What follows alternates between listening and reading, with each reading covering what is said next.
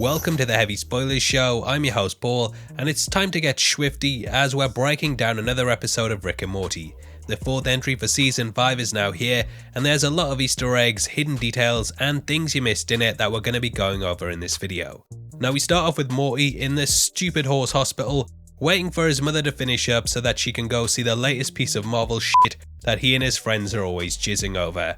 Side tangent, I do have some Black Widow videos on the channel that are worth jizzing over. God damn. Now speaking of something that is worth jizzing over, Morty comes across, excuse the pun, a breeding mount, and he ends up using it as a tool to do what teenage boys do. 8 times a day sometimes when I was in my prime, but moving on, there's some cool little details in here. Now the hospital is called St. Equus, which is Latin for horse. This location appeared in the pilot episode, and as it's Rick and Morty, there was a dark sense of humour to its introduction. We could see a horse being pulled in, and then a pool of blood the next time we saw it. I did go over this scene a number of times to see if there was anything connected to the horse being pulled out, and the rags that Beth tossed into the bin. However, I couldn't quite spot anything, but if you notice something then let me know below.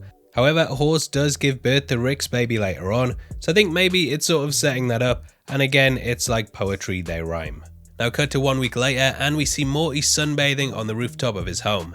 In the wake of the breakup from Planetina, he's clearly found something else to occupy him, and he's been a dirty little dog. We see Rick rolling in the sperm container, which Morty spent the last 7 days filling up, and it turns out that Rick wants to use it to wipe out some cannibalistic horse people known as Chud. This is actually a nod to the film Chud, which was released in 1984. Chud stood for cannibalistic humanoid underground dwellers, but here it's been changed up to horse people to tie more in with the theme of horse sperm, babies, and so on. Rick also pays lip service to the phrase measure twice, cut once, which actually pulls from carpentry. It is thought that if you didn't measure a piece of wood correctly before cutting it, that it'll waste not only time but resources too. However, here it's been used for scientific purposes. Rick starts to test the sperm even though Morty clearly doesn't want him to, and this creates some giant monsters intent on killing everyone they come across. I know I used that joke before, yeah, but it's one of the best I've got. Now, there's several nods to other monsters in their design, and I got a lot of flashes to a number of properties. The first of these is of course Chud, but I think there's also nods to A Quiet Place. The monsters attack and destroy cars much like how they do, and even the introduction of the scene comes up with a passage of time, much like how that movie too shows a number of days on screen when carrying out some of its jumps. There's also Attack of the Killer Tomatoes, as well as Little Shop of Horrors, which I think the monsters look very similar to. In that we discovered that a plant needed human blood to survive, and this had some big repercussions on it, much in the same way that Morty's DNA creates some issues too. There's also Independence Day, and the episode itself is called Rickdependence Spray, which, yeah, we know exactly what was spraying there. Now I love how there's also this undercurrent that the entire thing could be set up by Rick, just to get Morty to admit what he's been doing with the breeding mount, and it isn't the first time he's gone above and beyond to embarrass the boy. Anyway, we cut to the titles, and if you've been enjoying the video so far, then I'd massively appreciate the thumbs up. Also, don't forget to subscribe as we're doing breakdowns of the show every week, and they're always worth coming back for. Right, I'll stop with that now, I promise you. I'll try and make the video good from this point out. Now we cut to the Sanchez and Smith family driving through America in a scene that's very reminiscent to the one-take car scene from Steven Spielberg's War of the Worlds. Eventually they're swamped, and one of the Space Sperm pulls the roof off the top of the car, which could be a nod to Jurassic Park when the T-Rex tried to do the same thing. They're saved by the president's men who take Rick in, and this idea of our characters being brought in with the president of course ties in with Independence Day, in which a similar sort of thing happened. Rick tells Morty he's gonna have to lie about where the sperm came from, and the creative team at the very end of the episode discussed how this entire entry is based around the idea of lies. We see this repeated in several characters, with Morty eventually learning to tell the truth even if something is embarrassing for someone. This of course ties in with him being embarrassed about the breeding mount, and I love the little throwaway line where the president wonders how big of a deal that'd have to be for there to be Space Sperm this big, and Summer says same page club.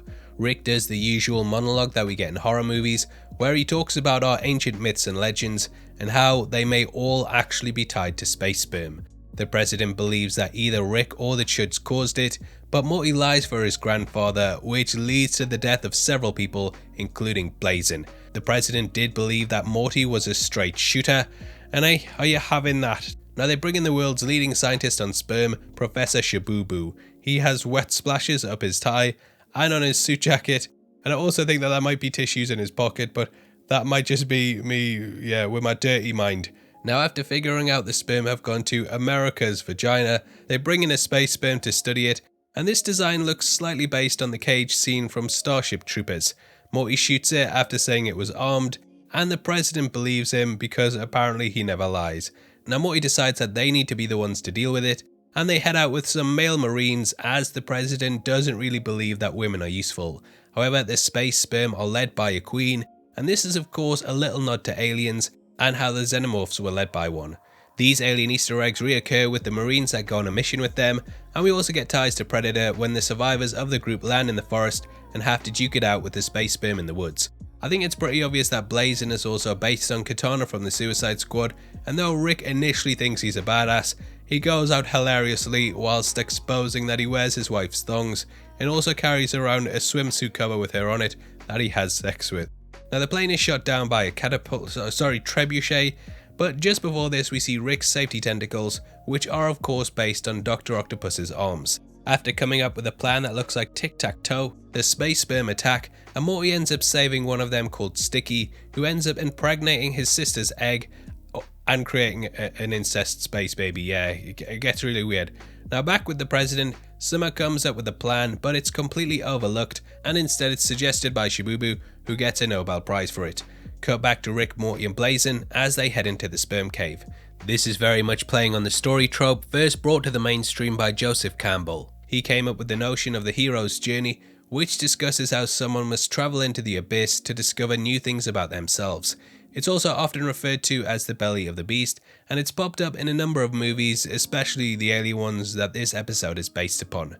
Blazin decides to sacrifice himself, but it goes to hell, and all he does is impale himself with his sword. Now he tells Morty to find his wife and say that he wasn't wearing her thong, which she's disgusted over at the end. The space sperm close in on them, but when it looks like everything is lost, the queen arrives and captures them. I feel like the sperm queen's design is based slightly off the alien from Species, with elements of the Borg queen also thrown in there for good measure. They want to create their army using a breeding mount, and it's finally revealed that Morty was behind it all. Rick is frozen in a statuesque pose, and he refers to himself as Handjob Solo, which is of course a nod to when Han Solo was frozen in carbonite during The Empire Strikes Back. The sperm are furious because their father has sent so many of them into socks, and when it looks like it's all over, Sticky arrives and saves them. Though it looks like he might not be able to beat the queen because they didn't bring a woman that kickboxes, he uses his second tail to bring them down in an underdog move.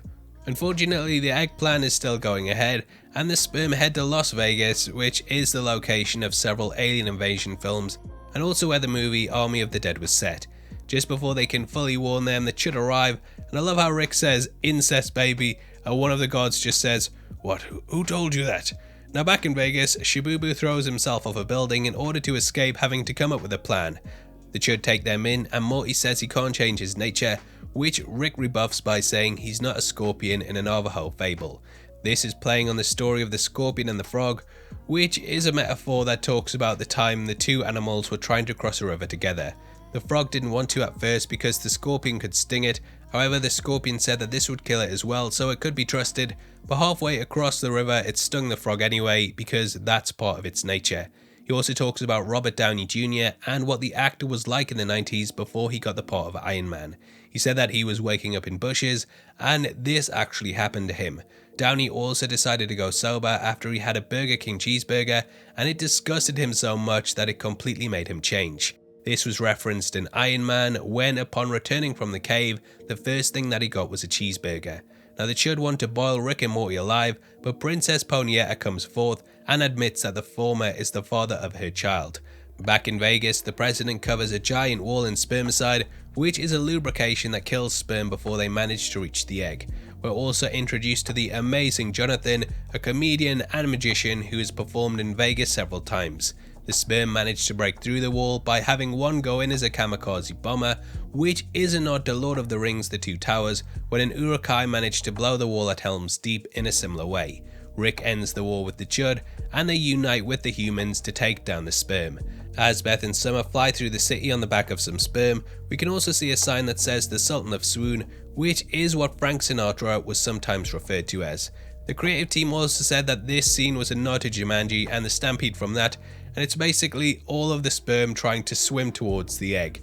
Joined with the forces of Cirque du Soleil and Amazing Jonathan, the Chud managed to defeat the sperm until all that remains is the sperm queen and Sticky. Sticky kills the queen and goes into the egg, and Summer goes to shoot it, but the president stops this because it's an election year. This is of course playing on the notion that abortion often comes up during elections, and it often leads to a very heated debate. The pyramid shoots into space, and Blazon's wife arrives to ask if he was wearing her thong. She says she hopes he was wearing it, and tells Morty to be honest, but this is a lie. Rick hooks up once more with Ponietta before she gives birth to their child, and she returns to her kingdom. The episode ends with him pressing the "that was easy" button, and we cut to the post-credits scene to see Morty's baby floating in space. This is a play on 2001: A Space Odyssey, in which an astronaut evolved to become the next stage of human life, and he returned to Earth. The astronaut says he thinks it's his conscious after abandoning his family, and this is sometimes used as an interpretation of the final scene of A Space Odyssey as the astronaut watches himself age alone. He really wished that he could get a chance to come home, and all these "come" puns, and it's still not coming home. I'm sorry guys, too soon, and yeah, I'm a bit gutted. That closes out the episode, and as for my thoughts on it, I think this is probably the worst of the four. It's getting a lot of hate on Reddit, but I still think it had some funny moments. It was just one of those weird episodes. Like, there are some theories that each episode so far has been a decoy family, and that's purely because the space bed thing hasn't been connected to anything that's happened so far. There's also elements like the portal gun which hasn't shown up at all, and Rick has been drinking some of the episodes and not others. Now let me know what you think below, but yeah, one of the weaker episodes I think, but overall I still think the season so far has been pretty good. Now as a thank you for dropping a comment, you'll be entered into a competition on the 30th of July in which we're giving away 3 MCU box sets. All you have to do to be with a chance of winning is like the video, make sure you subscribe with notifications on, and drop a comment below with your thoughts on the episode. We pick the comments at random at the end of the month, and the winners of the last one are on screen right now, so if that's you, then message me on Twitter at Heavy Spoilers.